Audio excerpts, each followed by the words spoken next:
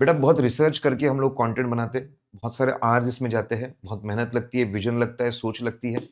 आपको अच्छा लगे तो ज़रूर प्लीज़ कमेंट करिएगा, लाइक शेयर करिएगा क्योंकि आपके कमेंट्स हमारे एनर्जी को बहुत ज़्यादा बढ़ाते हैं और जब सबके साथ शेयर होता है तो हमारी एनर्जी बहुत बढ़ती है। आई होप आपको ये बहुत अच्छा लगे। कमेंट्स करिए, कोई प्रॉब्लम आता है तो मैं उसमें सॉल्व कर दूँगा और मेरा व्हाट्सएप नंबर है 9096000033 909600 फिर 0033 कुछ भी होगा तो मुझसे व्हाट्सएप पे भी आप जुड़ सकते हैं। Hello, hello, hello everyone. दोस्तों, एक रिवीजन पॉइंट ऑफ व्यू से, अपने नॉलेज को स्ट्रॉन्ग करने के पॉइंट ऑफ व्यू से, एमसीक्यू पॉइंट ऑफ व्यू से, हमने मेहनत करके क्या किया है कि जहां-जहां पर भी जहां-जहां पर भी ईएमपी, ओएमपी लगते हैं, वो सबको हम एक जगह पर लेकर आए। इसमें से मैक्सिमम चीजें आपके आईसीए मॉड्यूल में दी है, कुछ चीजें नहीं दी है, लेकिन मुझे ऐसा लगा आपको पता होनी चाहिए, हो सकता है उसको टारगेट कर ले, तो मैंने उसको भी कवर किया। सिंपल सिंपल है, कोई बहुत डिफिकल्ट नहीं बेटा। ऐसा ही वीडियो फाइनल के लिए बना है, तो उसमें तो सभी स्टैंडर्ड्स, ठीक है, सारा कवर किया है, लेकिन इंटर के लिए मैंने लिमिटेड चीजें कवर की है जो मुझे लगा इंटर में टारगेट हो सकती है। ठीक है, फाइनल लेवल का अभी वीडियो और चीजें करने की आपको जरूरत नहीं, इतना कर लो बहुत है। आइए नाउ, ऐसे 210 बेटा, एग्जैक्टली ऐसे 210 के अंदर ये आपको कवर होता हुआ ना नजर आए, लेकिन 706 में एग्जाम्पल, एएमपी ओएमपी के एग्जाम्पल में कवर्ड। पहले तो मैं बता दूं, फाइनेंशियल स्टेटमेंट के अंदर कोई बात दी है और अगर आपको लगता है कि लोगों की अंडरस्टैंडिंग के लिए बहुत इंपॉर्टेंट है तो ईएमपी डालते हैं, और अगर कोई बात नहीं दी है लेकिन बहुत इंपॉर्टेंट है ऑडिट रिलेटेड अंडरस्टैंडिंग के लिए, कि ऑडिट कैसे हुआ उसकी अंडरस्टैंडिंग के लिए, तो मोटा मोटी उसके लिए ओएमपी डालते हैं। ठीक है, उसमें भी और एक कॉमन बात, लॉजिकली अगर बेटा जब भी ऐसा लगता है कि लॉ दबा रहा है, ठीक है, ऑडिटर को अपनी मन की बात करने नहीं दे रहा है, अगर ऑडिटर को अपने मन की बात करने नहीं दे रहा है, लॉ दबा रहा है, तो फिर ऑडिटर अपनी मन की बात ईएमपी ओएमपी डालकर करता है। इन जनरल आपको लॉजिक देखने को मिलेगा। आइए, ऐसे 210 क्या बोलते हैं। हम जानते हैं ऐसे 210 में प्री कंडीशन है कि भाई एक्सेप्ट करने से पहले देखो मैनेजमेंट रेडी है क्या, अग्रीमेंट में लिख के देने को तैयार है क्या, फाइनेंशियल स्टेटमेंट वो बनाएगा, और फ्रेमवर्क एक्सेप्टेबल होना चाहिए, ये सब लोग जानते हैं। अब उसी से रिलेटेड एक बात बोलिए, कभी कभी हम ऑडिट करने जाते हैं और हम देखते हैं कि एप्लीकेबल फाइनेंशियल रिपोर्टिंग फ्रेमवर्क पूरा का पूरा लॉ और रेगुलेशंस ने बताया है। डिफेंस कंपनीज, स्पेस की कंपनीज, नेशनल सिक्योरिटी के लिए इंपॉर्टेंट कंपनीज में पूरा फ्रेमवर्क लॉ रेगुलेशन में दिया जाता है, दिया है। अब लॉ है, लॉ तो फॉलो करना पड़ेगा, लेकिन बहुत ही अनएक्सेप्टेबल है फ्रेमवर्क, बहुत ही बेकार है, लेकिन जबरदस्ती फॉलो करना पड़ रहा है।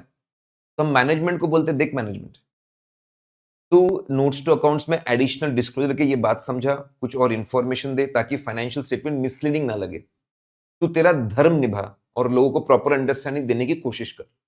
मैं भी मेरा धर्म निभाऊंगा, मैं ईएमपी डाल के इस बात को हाईलाइट करूंगा, और मैं ईएमपी डालने वाला हूं, ये मैं ऑलरेडी टर्म्स ऑफ एंगेजमेंट बता दूंगा, बाद में रोना मत। ठीक है, बहुत सिंपल है। लॉ का फ्रेमवर्क जबरदस्ती फॉलो करना है, मैनेजमेंट भी हाईलाइट करेगी अपना धर्म निभाओ, और हम भी हाईलाइट करेंगे ईएमपी डालकर। फिर ये सिंपल है, कवर्ड है कि जॉइंट ऑडिटर्स है और जॉइंट ऑडिटर्स के बीच में अगर डिसएग्रीमेंट है, there is a disagreement between joint auditors, तो फिर सेपरेट रिपोर्ट बनती है, दे मेक सेपरेट रिपोर्ट। अब जब ये सेपरेट रिपोर्ट बनती है तो उनको अपनी रिपोर्ट में दूसरी रिपोर्ट को रेफर करना पड़ता है। They have to refer other reports. ठीक है, अब अदर रिपोर्ट्स को इनको रेफर करना पड़ेगा, तो वो रेफर करने के लिए ओएमपी डालना पड़ता है। भाई मेरी रिपोर्ट तो ये है, लेकिन आपको बता दो ज्वाइंट ऑडिटर ने और एक रिपोर्ट बनाई है, तो आप वो भी उसको पढ़िए, दोनों रिपोर्ट पढ़ के फिर आप आपके डिसीजन लीजिए। ठीक है, अगर एक साथ रिपोर्ट बनाएंगे तो कोई ओएमपी की जरूरत नहीं है, अलग अलग बनाएंगे तो ओएमपी डालना पड़ता है। ना देखिए, ऐसे 560 के बारे में आपको बताऊं मैं, सब्सिक्वेंट इवेंट्स। ठीक है, सब्सिक्वेंट इवेंट्स के बारे में अगर अ, इसमें मैं एक दो जगह पे आपको बताऊं। सबसे पहले तो अगर कोई सब्सिक्वेंट इवेंट बहुत ही बड़ा है, यानी बहुत बड़े बड़े अमेंडमेंट्स है, सब्सिक्वेंट इवेंट है और बहुत बड़े बड़े एडजस्टमेंट्स है, तो इस बात को हाईलाइट करने के लिए आप ईएमपी डाल सकते हो। You can put EMP. ठीक है, आगे भी आगे कवर होता है, मैं पहले ही बता दे रहा हूं। बड़े सब्सिक्वेंट इवेंट में बड़े बड़े एडजस्टिंग इवेंट्स है, ठीक है, ईएमपी दाल को हाईलाइट कर दो, पहली बात। दूसरी बात, अब फाइनेंशियल ऑडिट फाइनेंशियल स्टेटमेंट बन चुके थे, ऑडिट रिपोर्ट बन चुकी थी, सब कुछ बन चुका था, एवरीथिंग वाज डन, लेकिन कुछ ऐसे फैक्ट्स पता चले कि हमको रिवाइज करनी पड़ रही चीजें, तो आपको ये रिवीजन के लिए ईएमपी ओएमपी नहीं डालना पड़ता, ध्यान से नहीं डालना पड़ता। लेकिन अगर ये पब्लिक को इशू कर चुके थे, if it was issued to public, और उसके बाद अब रिवीजन हो रहा है, तो अभी लोगों के मन में कंफ्यूजन है, अरे ये पुरानी रिपोर्ट्स भी है, नई रिपोर्ट्स भी है, तो एक काम करो, नई रिपोर्ट में ये रिवीजन को समझाने के लिए आप ईएमपी ओएमपी डाल सकते हो। अगर मैनेजमेंट ने फाइनेंशियल स्टेटमेंट में अगर बात बताई है तो ईएमपी डालिए, और नहीं बताइए तो ओएमपी डालिए। तो बेटा आई होप आपके दिमाग में क्लैरिटी है। इन जनरल बड़ा एडजस्टिंग इवेंट मिला, बेटा ईएमपी डाल दे। फिर अगर अभी तक इशू नहीं किए थे और रिवाइज कर लिए, अपने अंदर की बात है, अभी तक पब्लिक को पता ही नहीं है, तो क्यों उनको कंफ्यूज करें, ईएमपी ओएमपी डालने की बात जरूरी नहीं है। इशू कर चुके थे, अब लोगों के मन में कंफ्यूजन दूर करने के लिए ईएमपी ओएमपी डालना पड़ेगा, ठीक है। नेक्स्ट और एक आता है, ठीक है बेटा, लॉजिकली सोचिए, दिमाग ठंडा रखकर सोचिए, कुछ बातें ट्रिकी लग सकती है, लेकिन मैं जो बात बता रहा हूं, मैं थोड़ा लिमिटेड टाइम में वीडियो बनाना चाहता हूं, उसको अच्छे से समझिए, और उसके बाद में आप इसको रीड करिए, बहुत ज्यादा क्लैरिटी रहेगी। और एक बात, अब नेक्स्ट, ये थोड़ी सी ट्रिकी बात है, लेकिन ये कवर्ड है बेटा, अपने मॉड्यूल में दी हुई है। क्या होता है कभी कभी कि सब्सिक्वेंट इवेंट में एडजस्टिंग इवेंट मिलता है, मैनेजमेंट बोलता है कि हम इसको इसका अकाउंटिंग करेंगे, सब्सिक्वेंट इवेंट का हम अमेंडमेंट करेंगे, तो करिए ना, प्लीज डू इट, ठीक है। अब मैनेजमेंट होशियारी क्या करता है, बोलता है सब्सिक्वेंट इवेंट के साथ मैं अदर अमेंडमेंट डाल दूंगा, मतलब मैं रिवीजन, मैं अकाउंटिंग पॉलिसी चेंज कर दूंगा, मैं एस्टिमेट्स रिवाइज कर दूंगा, ऐसा वैसा। अरे अदर अमेंडमेंट डाल दे रहे हैं। अब ऑडिटर के हाथ में है कि वो अदर अमेंडमेंट कवर करना कि नहीं करना। ऑडिटर वो अदर अमेंडमेंट नहीं करना चाहता, कवर नहीं करना मेरे को चेक, तो इस बात को हाईलाइट करने के लिए वो ड्यूअल डेटिंग करता है, मतलब वो पुरानी डेट भी डालते हैं और नई डेट भी डालता है जानबूझ के, और लिखता भी है कि भाई ये दोनों के डेट के बीच में मैंने सिर्फ सब्सिक्वेंट इवेंट का अमेंडमेंट चेक किया, अदर अमेंडमेंट चेक नहीं किया। ड्यूअल डेटिंग के साथ साथ वो ईएमपी ओएमपी डाल सकता है, मतलब वो ये पूरी कहानी कि मैंने सिर्फ सब्सिक्वेंट इवेंट का अमेंडमेंट चेक किया, मैंने अदर अमेंडमेंट को चेक नहीं किया। अगर मैनेजमेंट ने फाइनेंशियल स्टेटमेंट में बात बताई है तो ईएमपी डालो, नहीं बताई है तो ओएमपी डालो, तो दोनों में से कोई भी जा सकता है। तो अदर अमेंडमेंट अगर आप चेक नहीं कर रहे हो और ये बात आप दुनिया को बताना चाहते हो, यू कैन पुट ईएमपी और ओएमपी। और ड्यूअल डेटिंग का भी एक ऑप्शन होता है, प्रैक्टिकल लाइफ में दोनों भी लगा सकते हैं, dual dating and EMP OMP, ठीक है। दोस्तों थोड़ा ट्रिकी जा सकता है, शांति से सुनिएगा, समझिएगा, रीड करिएगा, उसके बाद आगे बढ़िएगा। 570, अब बेटा ये बात भी इतनी मॉड्यूल ने कवर नहीं की, लेकिन स्टैंडर्ड में दी है।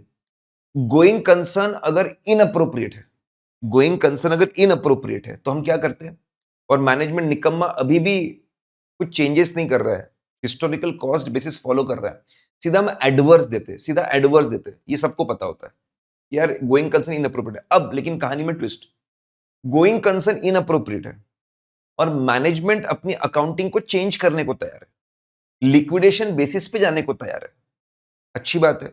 अब मैं थोड़ी बोलूंगा कि मैनेजमेंट की गलती है, नहीं है गलती, लेकिन इतना बड़ा बदलाव आया है, आप हिस्टोरिकल कॉस्ट बेसिस से लिक्विडेशन बेसिस पे चले गए, दूसरा तरीका आपने फॉलो कर लिया, दुनिया के सामने इसको लाना पड़ेगा, we can put EMP, EMP डाल सकते हैं, ठीक है।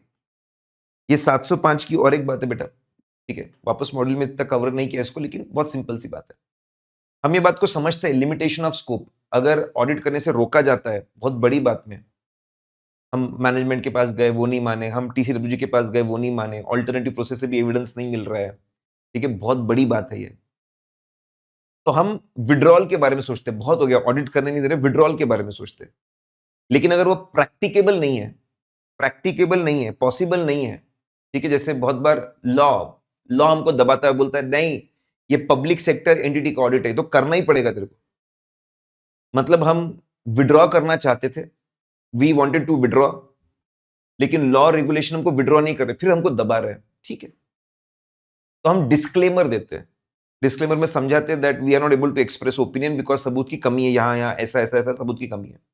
ये जो लॉ ने हमको दबाया ना और हम विड्रॉ नहीं कर पाए ना, इस बात को लिए हम ओएमपी डाल सकते हैं। जनरली ऐसे है कि मॉड्यूल में सिर्फ इतना ही लिखा हुआ है कि अगर आप विड्रॉ नहीं कर पा रहे तो डिस्क्लेमर डाल दो। ये बात एक्सप्लेनेटरी पोर्शन में अलग से दी है, मैंने बस इंक्लूड कर ली, कभी टारगेट किया एमसीक्यू में। तो जो तुमको दबाया गया लॉक से कि आप विड्रॉ नहीं कर पा रहे हो तो एमपी, कितना एक सिंपल सा लॉजिक है। लॉ जब भी आपको दबाए, जबरदस्ती काम करवाए, ओएमपी डाल दो। फिर आगे कोई बहुत बड़ा लिटिगेशन पेंडिंग है, इसको हाईलाइट करना चाहते हो, EMP.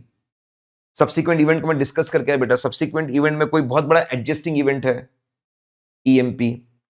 Early application of accounting standard, एक नया अकाउंटिंग स्टैंडर्ड है, उसका अर्ली एप्लीकेशन हो गया है। मतलब पूरी दुनिया अभी उसको रिकमेंडरी फेज में बस एनालाइज कर रही है, आपने लगा दिया। अब आपके फाइनेंशियल स्टेटमेंट बाकी लोगों से अलग हो गए, गलत नहीं है, सिर्फ अलग हो गए। इस बात को हाईलाइट करने के लिए ईएमपी डाल दो। बहुत बड़ा कैटास्ट्रॉफ है, फ्लड है, जो भी है, उसका इफेक्ट समझाने के लिए ईएमपी डाल दो। ठीक है। कभी कभी लॉ रेगुलेशन पीछे पड़ जाते हैं कि भाई और एलाबरेट करो, तुमने ऑडिट कैसे किया, जरूरत से ज्यादा, ऐसे 700 में लिखते हैं ना ऑडिटर रिस्पॉन्सिबिलिटी, उससे भी ज्यादा। तो ठीक है, लॉ बोलेगा तो डाल देंगे। अब ये ऑडिट रिलेटेड बात, ऑडिट कैसे किया उससे रिलेटेड बात है, उसको हाईलाइट करने के लिए ओएमपी डाल दो। कभी कभी होता है हम एक से ज्यादा फाइनेंशियल स्टेटमेंट साइन करते हैं। एक साइन किया हमने इंड एस के हिसाब से और एक साइन किया आईएफआरएस के हिसाब से, दो साइन किए, तो लोगों को बताना पड़ेगा कि सुनिए ये तो साइन किया ही है, एक इंड एस के हिसाब से, एक साइन किया आईएफआरएस के हिसाब से, आपको कंफ्यूजन नहीं होना चाहिए। अगर ऑडिट रिपोर्ट लिमिटेड लोग के लिए बनी है, सिर्फ बोर्ड ऑफ डायरेक्टर, सिर्फ ऑडिट कमेटी, हम नहीं चाहते बाकी लोग इसको रीड करें समझे, भी बाकी लोग के लिए नहीं बनी है, टेक्निकल है, नहीं है, लोग नहीं समझ पाएंगे, तो रिस्ट्रिक्शन ऑन डिस्ट्रीब्यूशन यूसेज आप ओएमपी लिखिए, ये रिपोर्ट इन लोगों के लिए बनी है, बाकी लोग इसको डिस्ट्रीब्यूट ना करें और बाकी लोग इसको यूज भी ना करें, कर भी लेंगे तो हम जिम्मेदार नहीं। फिर ये तो सब जानते हैं, पिछले साल का ऑडिट किसी और ने किया तो प्रिडेसेसर ऑडिटर एक स्टेटमेंट ओएमपी डालना पड़ता है, उसमें स्टेटमेंट डालना पड़ता है, पिछले साल का ऑडिट किसी और ने किया। अगर मॉडिफाइड कौन सा टाइप ऑफ ओपिनियन बनाना पड़ता है, अगर मॉडिफाइड है तो रीजन देने पड़ते हैं, फिर आपको डेट भी बताना पड़ता है। पिछले साल का ऑडिट नहीं हुआ है तो भी ओएमपी डालना पड़ता है। ये बातें कवर्ड है बेटा अपने कोर्स में। फिर 710 में कभी कभी ऐसा होता है हम हमारा खुद का ओपिनियन चेंज कर रहे हैं, जैसे फाइनेंशियल स्टेटमेंट अप्रोच जब हम बोलते हैं, जहां पे हम करंट ईयर के साथ में पिछले साल पे भी ओपिनियन देते हैं, वहां पर देखने को मिलता है पिछले साल हमने पिछले साल पे क्लीन ओपिनियन दिया था, लेकिन इस साल हमने पिछले साल पे मॉडिफाइड ओपिनियन दिया।